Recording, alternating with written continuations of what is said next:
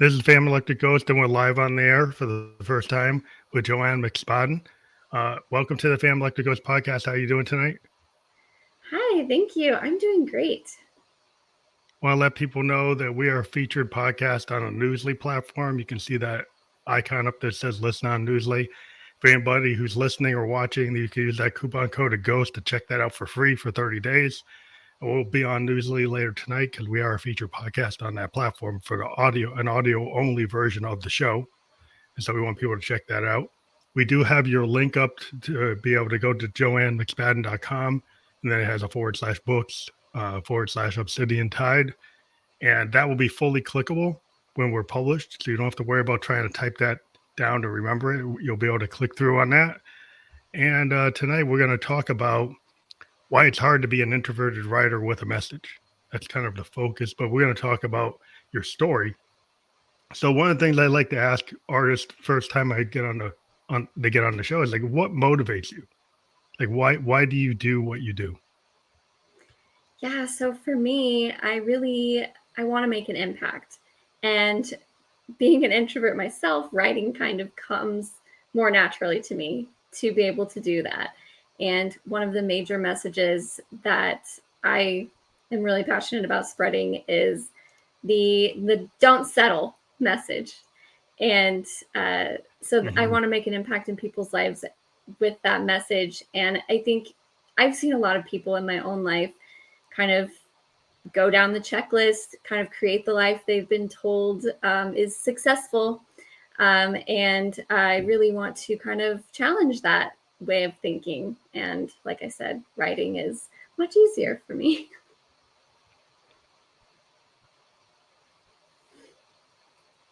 Well, it's a creative kind of, I think there's a creative kind of impulse in people when they're children and nobody, puts it down. And then as you get to be an adult, they start saying, well, that's foo-foo. You shouldn't want to, the artist life is foo-foo. You got to have like a stable job. And so it's hard sometimes to be a creator because there's like, people are always down on it. They say, well, that's not like being a banker. It's not like being a programmer. It's not like being a lawyer. So I noticed like you have a main gig, which is you're a software developer. I happen to be in software design. I'm a business system analyst, so I've been in that world too. And does that help you in your fantasy writing because you're kind of in a science-based job or technical job? It does. Yeah, it does. And it's maybe not intuitive to think that, but computer programming can be pretty creative. You have to solve problems in creative ways all the time. And you're also doing that when you're writing a plot, and especially fantasy, because it can be pretty complicated. You've got magic systems to define and different worlds to create. So there's a lot of stuff to figure out. And it's also, I mean, my writing is kind of the creative outlet that, I don't get as much at work. But it's still very, very similar in a way. Yeah, because like you have to build character design, you have to build world building, you have to create paths for your plot line, and in anybody it's like deep into codes, like there's different paths based on what you do. It's like if you're doing a murder mystery, like you find this clue, it goes this way. You find this clue, it goes that way, and then you have alternative paths based on what you're finding. You might find the wrong suspect. You might go down a wrong rabbit hole. So like you can make any story can have that kind of twist, and you can, if you've got a logical mind, you can like map that out. Yes. Do you like to be pre-planned because of your kind of software background, or you do like flow state type of stuff? I'm very much a plotter and an outliner and a planner when it comes to writing. It doesn't always go as planned, though, I will say. Like if I am in a flow state, which is also really important for introverts, but if I am in a flow state, sometimes it goes in a different direction. And I let that happen when it comes up, but I have to kind of know where I'm going first. Mm-hmm. So I have to have somewhere to start, somewhere to end. I'm actually working on brainstorming for my second book, and it's a lot of questions, right? I'm like, okay, but what about this? And what about this? And I don't want any plot holes. So it's a lot of questions to answer before I start writing even. Yeah, it's like building a world. Like anytime you're an artist, like you put a painter, you put the foundation down. Like Yeah, people might not understand how much work it is just to build the foundations of like the creative process. As a musician, right. you're putting down basic tracks. You might not see the full picture of the song. You don't say, well, how does that work? Because in your head, you see this whole vision, but you might be doing one track at a time or one piece at a time, and it's like it's not the whole holistic vision of the entire project. But you've got to have the Yeah. kind of foundation good or it won't work. Yeah, They no, have to be. exactly. And there's so much story that I know and have written that like readers will never see, right? But I need to understand them to know motivations of the characters, to know why they're doing what they're doing, and to, give them a goal. So there's so much behind the scenes. So what made you want to be a writer? Because some people are like, well, they get like imposter syndrome and they're like, oh, I can't be Hemingway. I can't be Shakespeare, so Right. why should I even try? I can't be Orwell, so why would I even try? Right? Did you feel like you had something to say? You didn't have a problem thinking like, well, I have a right to say it. Oh no, I still deal with imposter syndrome all the time. I mean, even when I had my physical book like in my hand and I was selling them and people wanted me to sign them, I still feel like I don't know what I'm doing. So, so that still definitely happens. But I think knowing how passionate I am about the overall message, and I would also get kind of scared that there's a lot of people out there that are writing books, but I have a very unique voice, and I think that it's important that we all have a chance to share our messages and our voices. And like I mentioned before, like being an introvert, that's a really hard thing to do. So you have to find the right ways that work for you. And for me, writing was the answer. And I've had a lot of support. So But that's it good. is not an easy thing. Well, it's good For to have the sure. support because if you're in an environment where you don't get the support, then it kind of reinforces your imposter syndrome, and Absolutely. then you never throw that at the wall. Like a lot of times, like once you throw something at the wall, you throw it into the world. Then you get the Hmm. haters, you get the people, critics. Maybe they're not even writers. Is like they immediately have some kind of something to say. And Yeah. the way I look at it is like every human being has a different take on their experience in the world. So it's like when we talk to people on the podcast, there's a reason why we talk to individuals all the time, because every person has a different point of view. They have a different way of analyzing what's coming into their world. And it's Yeah. interesting to get that spin where some people like the general society, I think, likes people to just take the canon.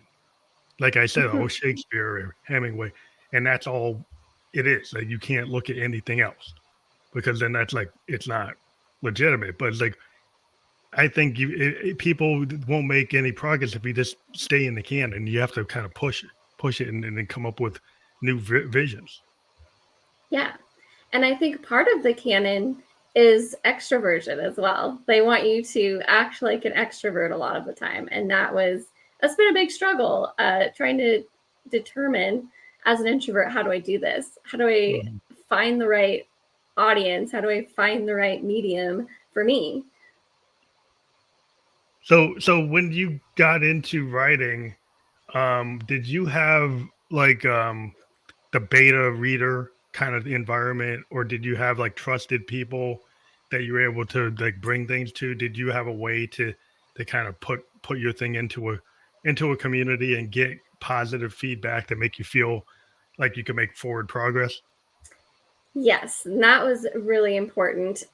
Actually started this journey for real. Like I've been trying to write the book forever, but when I hired a writing coach, that's kind of when it all started rolling and becoming Mhm. real. So I had this great partner and my writing coach. She not only gave like seminars, but also worked with me one on one. And she would read my writing, help me with the plot. And that was a really good starting point. Mhm. Like you said, getting the beta readers as the next step and kind of, letting other people in to my writing was really scary, but really important and like really rewarding. Not because they had glowing, things to say, but because every piece of their feedback like made the story better. And Yeah, I actually positive, ended up, yeah, positive feedback. Not just somebody saying I hate it. And like, what's the like? If you have somebody reads it, and all they tell you is they hate it, but that's not very valuable. If no, they could tell me what you didn't like about it, right, and maybe how I could make it, show me what is it that you hated. It's yeah, like it's never very productive. Just well, I hated it. It's like, well, that's right, fine. That's like doesn't yeah, really move me to change it if you don't tell me why. right. Yeah. Yeah. So, I mean, and it wasn't even necessarily just blanket feedback like that, but it was, even if they just said, I liked it. Well, why did you like it? Like, how can I make it stronger? And so Mm-hmm. every piece of feedback, positive, negative, all of it, like made the story better in the end. So I think that what I've got now for what's being published in March, I think, it's the best that it can be. And that's thanks to the community that I had and the support that I had and the readers that took the time to read it and give me some feedback. Well, what do you think about the way the writing market is today? And like, what's your path to publication? Are you working with an independent distributor, or you're self-published? You're working with a small indie, book publisher or a bigger publisher? What's your path? So I'm working with a smaller publisher, and it is technically like a hybrid publisher, but they do give a small advance so they can be considered traditional, and they do have ways into bookstores. So you can get my book at Barnes and Noble and Target and Books a Oh, Million that's cool. and all of those places. So and they've been a really good partner, take me through the whole publishing process from cover design, internal design, like all the edits. And it's been a journey. Mhm. All of the edits, I don't know if people realize how many stages of edits there are once you Yeah, finally even finish the story. yeah, it's a big process. But I wonder also, because being an introvert, it's interesting. Like, once you write the book, then you've got to, like, well, you're on this podcast, so you're in that game. So you're Yes. starting to do like the pre-publicity. Is that hard Hmm. for you to like be here doing this, or have you kind of resolved that, like, in order for me to get this book out there, I have to do things like this? Yeah, I mean, I think it's kind of both. I think, I'm pretty nervous, but I believe in it enough to be here, right? Mhm. So it is probably more difficult than for someone who is more extroverted. Mhm. But I think it's definitely worth it. And I think as long as us introverts we find a balance between doing stuff like this and not doing stuff like this, we have to do stuff like this sometimes. So, and we can, it's just we have to take the time to recharge after this and not Yeah, try to just like jump into the next thing. Like, okay, don't yeah, shake it expect me to off. be productive. Yeah, you got to shake it off. Like, people don't give themselves time to recover. Like, if you Yeah, just, yeah, yeah, you really, it's very important when you're creative. Like, you just don't go at it. Like, if I'm in a studio, I just don't sit at my piano for 8 hours straight trying to right. bang it out. Yeah, Like, I have to kind of give myself a break, right, and if you go on a publicity campaign, you don't set it up so you're stressed yourself out.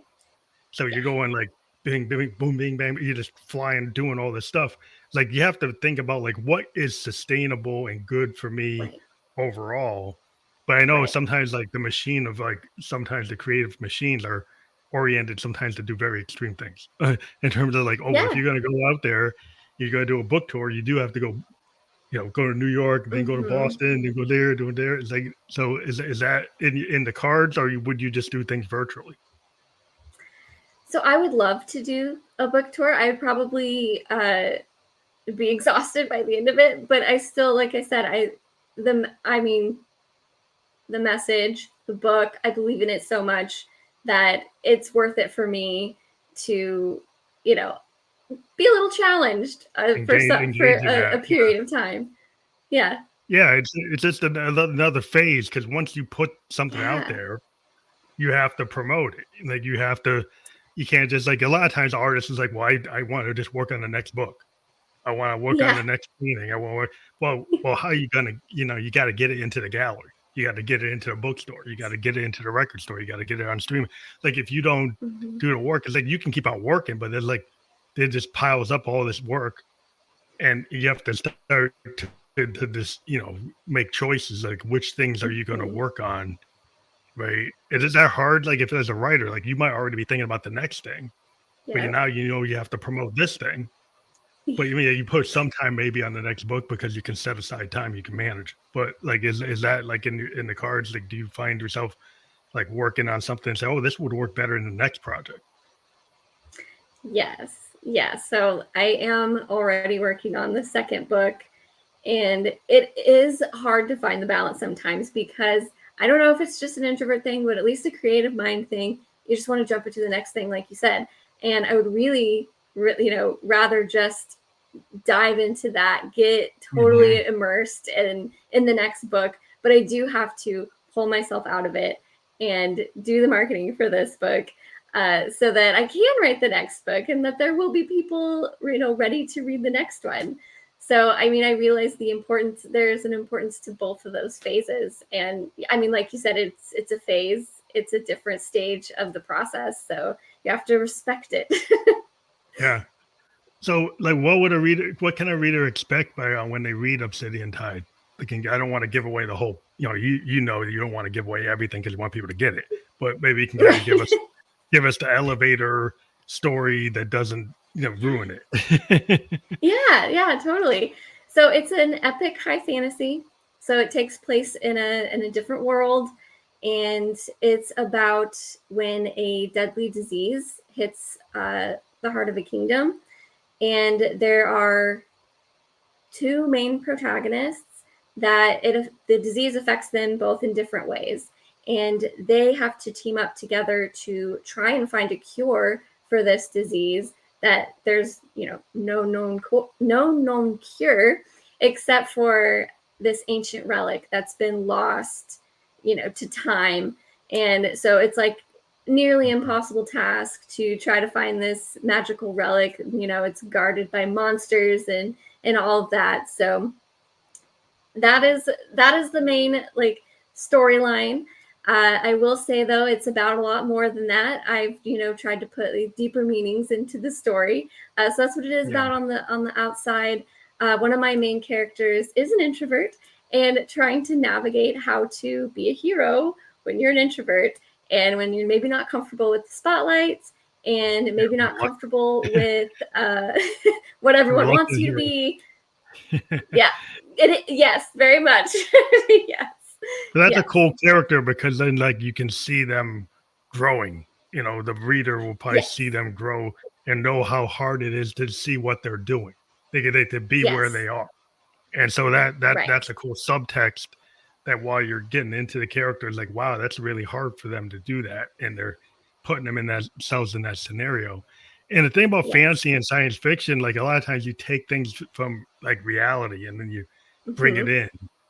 And so Hmm.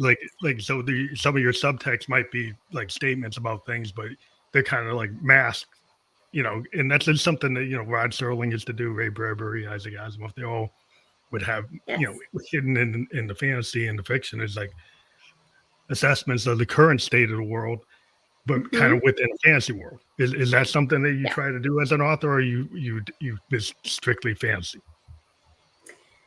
So I don't do that consciously, but I think that it just happens, that it ends Mhm. up being that way. And I will say there's a lot of um, historicalness to my story. So you'll see a lot of themes of like Victorian England and kind of what it I base their culture on that time period.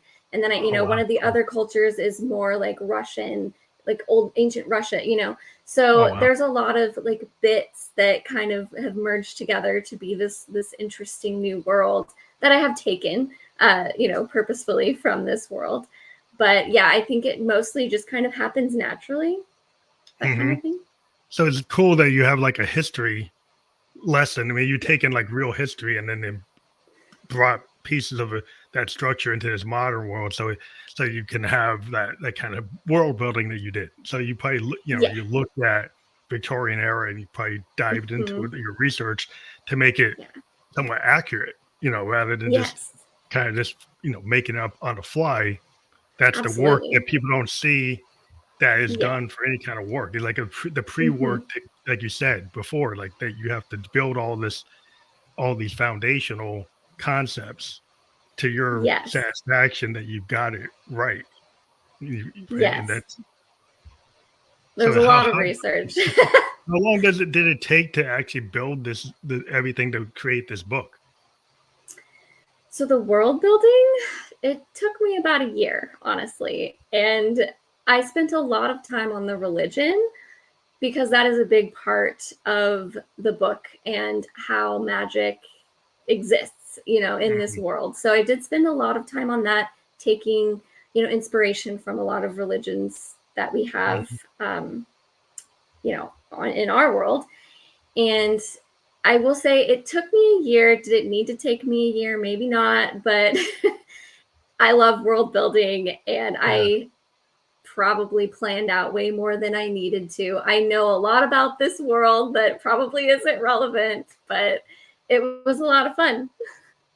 Now, like a lot of people when they write novels today, they kind of anticipation that there's going to be a series.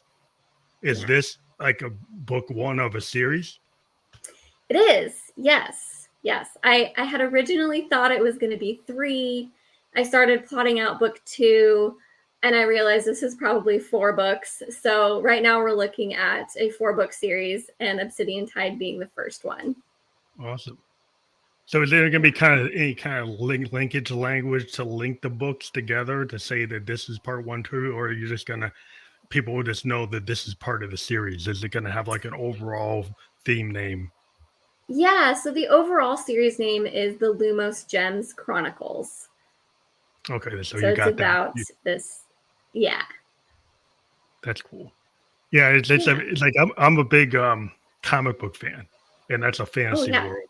And Hmm. I'm a child of the '60s, '70s, and I was big into like Jack Kirby. And Kirby, he's known for creating all these fantasy worlds, like the world that we see with Marvel today is all Yeah. like the stuff that was in his head. All the fancy characters and the weird machines and everything. He built these really strange like worlds that the movie industry has been able to take and turn into like real fantasy. Because I remember just reading the books in the '70s and like, oh, I was entranced. I was enthralled. I was just Oh, reading this yeah. stuff. And it's like the fantasy world is like when you read Tolkien, you get into that kind of thing. It's just really deep. And so Hmm. like how was that something that as a kid you were drawn to fantasy books? Yes, very much. I read as much fantasy as I could get my hands on.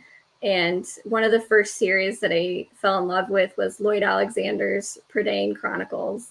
Mm, And I actually read, I think, the fifth book in the series first because I didn't know it was a in series, the series. and I still loved it. So I went back and read all of them, and I read them again, and I read like pretty much everything by Lloyd Alexander after that. He's a big fantasy middle grade author.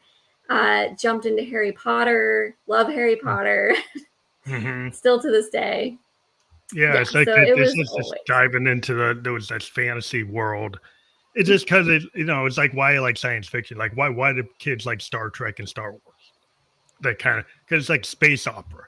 There's like that Mhm. space opera. You kind of get thrown into this thing, and a lot of it is based on older ideas. Like a lot of that stuff is kind of rooted in the overall fantasy, just pushed in science fiction realm, but got the same kind of world building. Yeah, yeah, it totally does. And it's such a good escape. And that's, I think why people love it. It's a way to escape for a moment.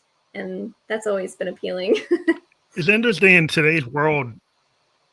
Well, the thing is also today's world is so into instant, like 30-second, 15-second, 2-minute songs, very short attention span. So it's Yeah. it's really interesting when you get fans in the book genre that are willing to stay Mhm. with you cover to cover And I mean, Hmm. they're giving you their time, and like a lot of people don't give time. Like musicians, we're trying to Yeah, like we can't do 9-minute songs anymore. We can't do 15-minute songs most of the right, time. right. Even if we want to, like we can't get them out there. Even though you try to tell people Hotel California is a long song, like that Right. Yeah. it's like the Queen song, like Bohemian Rhapsody. That's a long song. So well, you can't it can't be done. It's like well, it was done, Yeah. but it's Yeah. like so. How do you feel that you're able to draw your audience's attention and Mhm. get them? And how does that make you feel when you know that they're actually spending time with you? Yeah. I mean, it feels great. And I'm so glad that I'm able to put together something that people want to keep reading. I will say that my book, Obsidian Tide, is a fast-paced fantasy. Mostly to keep the attention of the audience, right? And it's Mhm. not as long as the famous fantasy books. It doesn't have long extended prose like Tolkien or anything, Yeah, yeah. and People there's can't not as handle that much anymore. like yeah. So it is fast paced. It is shorter. If you want to compare it to anything, it's like the first Harry Potter book in length. So it's Mhm. not that long, but it's long enough, obviously, to immerse in the world and to get a good story. And I've heard lots of great feedback from my early readers that they get hooked instantly, and that's kind of the goal. That's Yeah, yeah. You what found the I'm going secret for. sauce. Well, you found the secret Yeah, sauce in a like attention deficit age. They define the secret sauce more like, like you could want to do Tolkien, but the audience today isn't gonna stand for Tolkien. Right? absolutely. They're not, they can't even stand for Hemingway now. It's like people No. it's like they can't get drawn into it. Like, what's that mean? It's like just you just have to understand where the audience is. So if Yeah. where the audience is, and then write for that, but then still keep your goal. And as you Right. get like more into it, maybe you could start to, as you get more popular, maybe you could start to take Right. some liberties and do some things Yeah. that maybe aren't as commercial at the initial aspect. But like when you start, you don't want to drive off your customer, you drive off your audience, right? So you got to kind of That's balance exactly right. Yeah. Yeah. And a lot of publishers won't publish works by debut authors that are too long because of like what you're just talking about. Like the market isn't really for that. You kind of have to build trust with your readers before they decide to spend, hours and hours yeah. with Nobody your starts world. So with a double triple album when they first come out. right, right, you right, know, right. Yeah. Yeah. they usually just a single. It's like Yeah. because Well, exactly. Yeah. so you might want to do that, but like, well, you might have enough material to do that, but you Hmm. can't actually sustain it. So you have to have that kind of realism, and it's hard. Like when you're a creator, like you said, you probably want to spend time working on all 4 books, but you got Yeah. to promote the book that you're on, Yeah. and then you've got to. Right. And then you might want to, throw the kitchen sink in and say, well, that's not going to work. It's like, so you have to like, save some things for later. And Yeah. that's always hard because sometimes, like, as an artist, I got this idea right now. It's so prevalent in my head. And I Hmm. really want the audience to see this right now. But then, like, you don't have the ability to kind of put that out like right now. You have a process Right. that whatever you're doing is going to take months before it actually hits anybody. Yeah. And in the publishing industry, it's even longer than that. It takes, I mean, see, I turned in my final manuscript in July of last year, and the book comes out in March. And that's a pretty fast turnaround. Yeah. But it's still a long time. Yeah. So do you find that with social media now, there are things that you could do to engage your audience, like right now, like what you're doing here, where you could do like Hmm. author readings of excerpts and, like an Yeah. audiobook, but do it like on a podcast or do it on like a social media post. Like there are ways that you could actually connect like right now. But so as Yeah. an author, do you want to engage that way, or do you think it would take away from the work? So I have been working on engaging that way. I think social media is a great way to start reaching readers and an audience, especially as an introvert like myself. Like I don't have to show my face all the time. I can just kind of give updates on what I'm working on or kind of the struggles that I'm having, and kind Mhm. of building trust, building a relationship with people. And like social media is a great place to do that. So I have started doing that. I'm really glad that you mentioned the reading of excerpts because I have been wanting to do that. I just need to work up the courage to do To do that. that. Yeah. It's kind of like it's kind of That's like a a po that like well, it's kind of like a poet doing a poetry slam. Like I used to go to this club in Northampton, Mass, and just do like beat poetry, like right off the ooh, cuff. nice. And Yeah, you could just try ideas. So you could have your manuscript, and then you could say, well, I'm just gonna kind of try these yeah, ideas and see what happens when I'm with this kind of hipster crowd and try yeah, my material with the people. And like, and there was a way to engage like right then. It was like a comedy club, but yeah, it's a poetry club, and you can just go out and read. yeah. And that's kind of like, well, the way the internet is now, you could have virtual coffee shops. Hmm. And I Yeah, haven't, yeah. I, yeah, I wonder if there's that thing like that. I mean, I've ran into like virtual comedy clubs that actually Hmm. do virtual comedy shows, but I haven't seen like a virtual coffee shop. I've seen it for Right, musicians, but not for like right. writers and poets. And I'm sure it's out there. I Yeah. just probably don't know where it is. Yeah, yeah, I've only seen other authors on Instagram do Instagram lives, and Mhm, for the most part, they're mostly discussing a topic or giving news. But I think mhm. that could be a great avenue for doing just some excerpts, maybe, yeah, what you're working on, reading that out. Like, I think that's a great idea. That scares me, but I think that's a great idea. Yeah, it's just something that we like. With musicians, we always like to do unplugged things where we're like, I'll do the unplugged version of my Mm, song just on acoustic guitar or piano, and just do it yeah, so the fans engage because it might take a while for me to get it out. So you can yeah, engage that fan like right now and get their yeah, instant feedback, which is right, like really useful when you're a creative person. It's like, are people going to dig this? Are right. they not? Yeah, It's like, so yeah, it's like I think it's the best thing in the world, but then my fans like, right. yeah, that's nothing. That's not it. You're like, good to know. Yeah. But Yeah. yeah, it's interesting. There's a lot of opportunities to kind of just kind of just put the thing they kind of throw it at the wall. And there's a kind of Mhm. idea that the social media world gives us the ability with these reels to get engaged, where they kind of want you showing up a lot, Yeah. and so that becomes like another, like, is it an Yep. obligation? Like once I start that reel, am I going to be like Mhm. locked into this real schedule? And now it's like, well, I want to write, and now I got to do Mhm. reels, and I got to do TikTok. Yeah. I'm like, do I really want Yeah. to spend my time doing that? Yeah. That has been a struggle of mine. I want to be out there. I want to be engaging. I want to be posting on social media. But like you said, that takes away from the writing time. So I have to find a way to balance it. I've tried to come up with a schedule where it's not too intrusive, but Mm, I can, batch content, like do the recording on these days and then do the oh, captions on this releases. day, so it's Oh not, yeah, yeah. You yeah, could kind of so schedule it's it. not right. Yeah, Yeah, yeah. like You for can me that works, but Yeah, that's a logical way of doing it.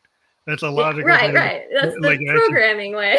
yeah, plan it out, like, instead of, like, I could actually pre-record and then have them, like, pre-scheduled come out, Right. where I don't Yeah. have to actually do it at 7:15 every night live. I Hmm. could actually get a Right. scheduler to push it out, but, Hmm. some Yeah. people, like, are challenged and, like, "Well, I don't know how to do that." So then they don't it's Right, like, and "Well, I it don't know," so they don't know how to yeah. do it, so they like, I think they gotta do it the other way. Right. And sometimes it doesn't work because, they're more spontaneous. They don't think of ideas until they come. And then when their ideas come, that's when they want to share it. And that's Yeah. great. I'm just not that way. I need to plan. Yeah, stream of consciousness versus, like, the kinda pre-planned. And it's Hmm. like a balance, a lot of times it's like I would Yeah. say, like in my art, I do a lot of stream of consciousness, but in certain cases, like if I'm working with somebody, I might have to do something that's a lot more controlled and tighter. So if I'm working on the Hmm. collaboration one, then I have a tighter goal rather than it's all my own work, so I can kind of do whatever I want. But it's kind of like you said, like at the moment, your stream of consciousness dialogue might be better than what you pre-planned, and it could be like you don't know when Yeah. that's going to happen. Right. So you have your Hmm. world, but then you can say, hey, this dialogue I came out in this stream of conscious session is better than what I Hmm. pre-planned. So I'm going to use it. And I guess it's Yeah. just having the frame of mind to know that you could use it, Yeah. right? To Yeah. not reject it out of fact. Like matter of fact, I'm just going to reject that because it's not in the plan. Yeah. Absolutely. Yeah. Yeah. Don't want to do that. Is that hard? Was that hard for you to do? Or you just were always kind of like, if something comes out that's better, I'm going to go with that. If something comes out that's better, I will go with that. I think just having something planned kind of gives my mind the ease to know I have something to fall back on, that it can come up with the better ideas, because I'm not like, oh my gosh, I have to think of something right now. If I don't think of, my next thing right now, then I'm not going to have anything. So I think being able to have something planned to fall back on is really helpful for my brain. Yeah, that's a cool thing. And also one thing I like to get into is like what are like three things that folks should know about you that maybe they wouldn't expect. So I've already mentioned that I'm a software developer. I'm a huge soccer fan. I love Lionel Messi, and I'm so excited that he's here in America. And let's see, I was a professional cheerleader for a while. That Oh, wow. was very much a challenge that got me to speak, though, and so it was good. I really did it for the dancing aspect. I was a dancer most of my life, classically trained in ballet, and Oh, started the ballet club in college and wanted to keep dancing. So that was a way for me to continue that creative outlet. But it did bring the extrovert challenges of having to do interviews and talk with fans and doing all of that. So that is a fun fact. And what else? I'm also a video gamer, I guess. I guess that falls into the maybe you could guess from the software software, background, but yeah. yeah, love video games. Yeah, like video games are in that kind of fancy world depending on which ones you And that play, but is true. there's some of them are so deep they're like movies. Compared to like Yeah. I grew up in the 8-bit era, right? Where you only Yeah. had so much capability, and we were like on our Hmm. Atari 2600 and NES, and we're like, this is awesome. And now we're looking at these PS5s and like, oh my God. But I was a kid, I would have been freaking out because I was just Oh, I excited know. that we had Space Invaders. Yeah. Oh my I was gosh, so I just excited. finished Baldur's Gate, and it was like a movie. Yeah. Yeah, yeah. It's like what we saw was like we were so excited the asteroids was at home and we didn't have to go to the arcade. And it's like this is Yeah. such a cool thing. But like now it's so realistic. They're like they look like they're movies. They got dialogue, got actors, actual real actors and voice Hmm. actors doing the characters, and you're like, wow, that's really deep. So have you thought about like the licensing for your book? Like would you want to turn it into a video game or film or TV series, or is that in the cards? I would love that. I think about that a lot. That would be the dream. And the publisher that I've gone with, I have full rights to do any of that comes my way. I still retain the rights, so I can go, yeah, I can go and do any of that. And that would be amazing, the dream. Like, I would, just Jump be into good. that. I'd be good if I Yeah, can get there. yeah, that's the dream. And like licensing is the dream of all creators now because like the way the world is, like per copy, I don't know, maybe you probably have a better deal with but musicians, like we don't get a lot for our streams. It's like Yeah. it's minuscule amounts of money. We have to do other things like sell our t-shirt. The Yeah. t-shirt makes me more money than my music. And that's kind of Yeah. sad. But that's kind of the way that things are. It's like if I can Yeah. sell a theme song to a video game, I can make Hmm. way more money than my song on Spotify. And so Hmm. that's so I don't know if that's the same thing with authors. Like if you get your thing licensed, do you make more? Yeah, I would think you probably make a lot more money than if it's not licensed. Yeah, definitely. I was thinking about it recently, and the royalties that I have in my contract are very generous and very good, probably higher percentages than you would see anywhere besides self-publishing. But it is very dependent on book sales, and it's hard to get out there. It's hard to make a big enough impact for you to get a Big lot of money numbers. from that. So you have to do the other things. You have to do the speaking stuff. You have to do the t-shirts and merchandise, and yeah, you have to kind of create a world around the book. So Have you thought about yeah. doing like an audiobook? And if whether or not you would have like voice actors do it, or would you do it?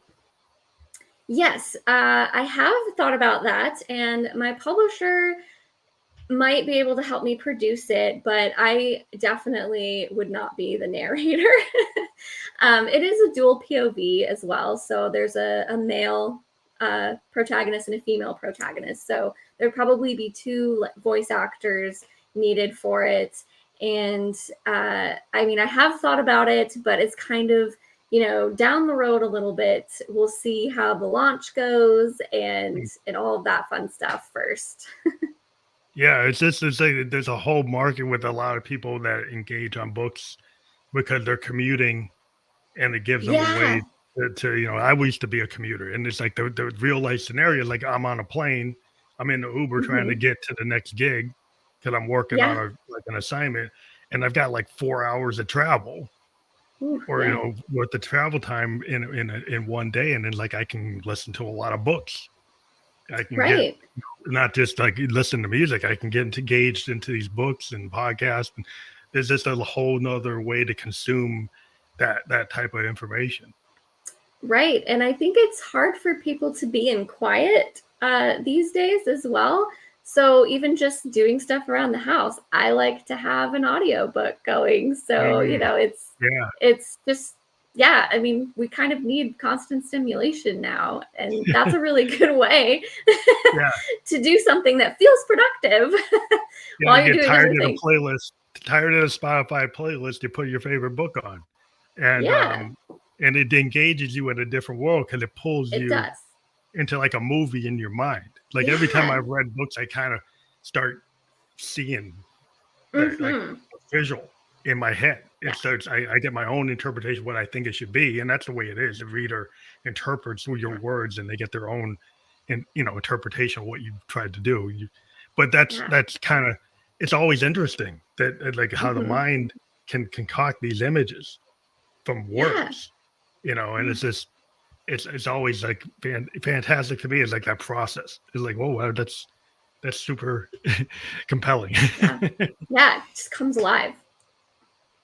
So when a new idea jumps at you, I think we talked about this. Do you immediately see if it can work in the current project, or like immediately say, "Well, this is actually going to work in somewhere else," and you keep track of them, like in a I'm diary? actually very guilty. Yeah. I mean, yes, I'm actually very guilty of trying to fit it into my current project. Um, I want to put everything in, right now. I've gotten better at that. I do have a kind of idea vault that, if it doesn't work, in what I'm working now, I have to save it somewhere so I don't forget about it. And it is Mm. really hard to put those new ideas down sometimes. But, there's only so much time. And, if I have to do the social media and the writing of my current project and the marketing of this book and my software job, I kind of Yeah. have to be okay with setting some things down and, giving it the time that it needs when I'm ready for it.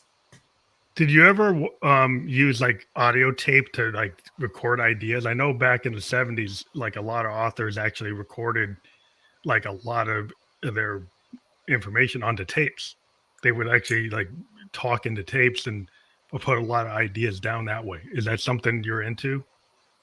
Like a Yeah, voice actually, memo? I was like, yeah, I was the kid with the voice recorder, little bitty cassette tapes. Like, I mean, yeah, I was really into that because that is just like the easiest way to just write down an idea and then it's just saved. I don't do that as much now, mostly because I I don't go back and listen to them. It's so much You know, easier for me to you just glance type at a it. Just note. type it. Yeah, just type it. Yeah, Just because the just computers type today it. are so, you didn't have to go to the typewriter. Like so, like Yeah, if you weren't around the typewriter, but because our computers and our iPads could be around us like all the time, it's yep, probably kind of dropped off compared to like yep, 60s and 70s where it was more useful because you might not want to pull the typewriter out. Maybe your typewriter's not there, so right, that's why you did it. right. And it's not always with you. I mean, my phone is always with me. If I have something jotted down in there, I can always just like pull it right back up. Yeah, our phones are at like equivalent. It's so powerful. They're like as powerful as PCs. In some cases, Yeah, in terms yeah, of what they can do now. You could do yeah. research on your phone. It's like that was Mm-hmm. unheard of. You'd have to Yeah, go to the computer, go to the library. Now encyclopedia. you can actually go and do research on your phone at any time wherever you are. You could be in the woods and say, "Oh, I want to look this idea up," and it's like you got it. And it's like that is like just amazing in terms of your efficiency in terms of what you Yeah. can do. Do you find that the tools, because you're more technical, that there are tools that you could use in ways that maybe other authors aren't as technical? You know, have you embraced some of the technical innovations now today?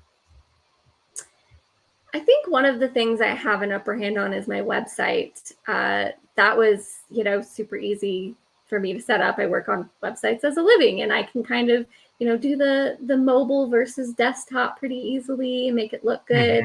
Hmm. So I think that's probably. I mean, I also think that using things like social media might come a little bit easier to me, and I do, I guess, have I do have some routines programmed to kind of shut off, certain apps at a certain time if I'm like trying to focus and trying to write. So that's something that I've done with my technical skills as well. What's your opinion about like people who are saying, "Oh, AI is going to write all the books in the future"? Because somebody came to me and said, "Well, you don't need musicians in the future because AI is going to write all the music," and I'm like, "Really? You really want that kind of world where Right. AI writes all the music? But not. I know it could, but do you want that? Hmm. you Right. know? I agree. I don't think that I'll see that in my lifetime. I don't think that it will be the same value, like you were saying. There is a certain voice that people have, even in music. It comes from the soul. It comes from emotion that computers don't have, and they can copy. But I just don't think you'll get Yeah. the same thing. And also, what I've noticed being on social media as an author, the readers are really interested in the author as well. Like they are interested Mhm. in the story, yes, but they also really want to know the author.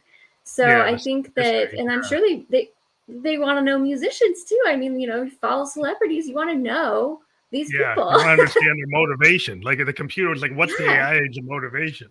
But like, right. what's Bob Dylan's motivation for this song? What's Yeah. what's like every time people dive into the history of these great artists from like Hendrix to Led Zeppelin, you're like, why did they do that? Hmm. Why did they feel the need to go this direction?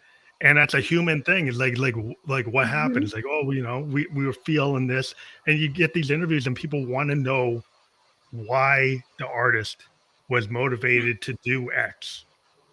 And Right. that's a human thing. It's like sometimes it's like, hey, I just heard something. Somebody was humming something, or I saw something. I Yeah. saw this person, and it made me do this, and I saw this event, and then I wrote this song. And that's a very human thing, and you don't know why. It's like, why would that trigger that? But Right. that's the story, and it's very unique, to each Yeah. individual artist. It is. Yeah. And I think it's everyone's interested in it. Everyone wants to know. Because they feel things all Yeah. throughout the day So themselves.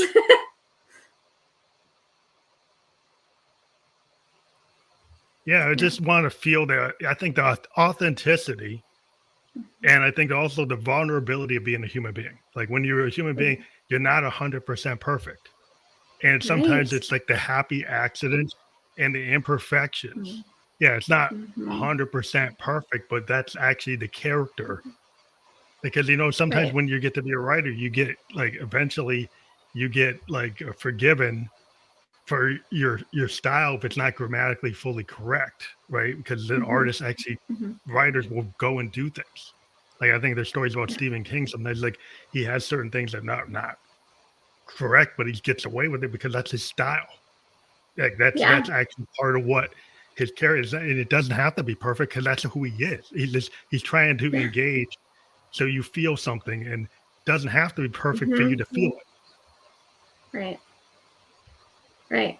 And I think when I'm creating characters, I don't want them to be perfect. Perfect is boring. Nobody wants to read about, the guy who knows how to do everything perfectly. Like they want to watch the struggle, they want to watch the growth. I mean, one of my biggest complaints with the Han Solo movie was that there was no growth, Like it's just you want to see Yeah. the human side.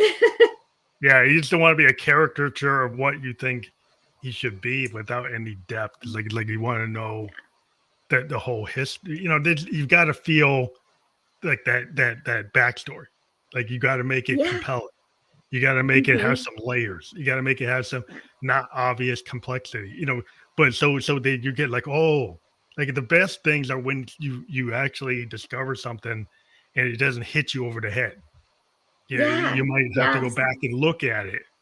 You might have to Mhm. watch it again. You might have to read it again. I've Mhm. always been kind of drawn into things that are kind of like puzzles, and Mhm. you might interpret it a certain way and not really get that it was more complicated. You just kind of took it at Yeah. face value, and you're like, "Oh, what's this thing you're talking about here?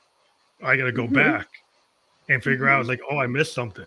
So it's like it draws you in to try to understand like the bigger picture.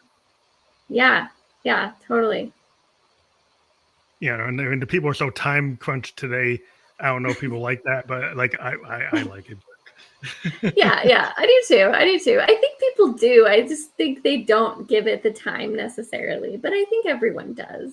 They really like discovering the depth. Yeah, I mean, that's the whole thing about being a writer is like you get people to at Mhm. least go cover to cover. It's not like Yeah. 15 Yeah. seconds, 30 seconds, 90 seconds that Mhm. you get hours. So Yes. that's an advantageous because then that's like what you said. They want to know about you as the author.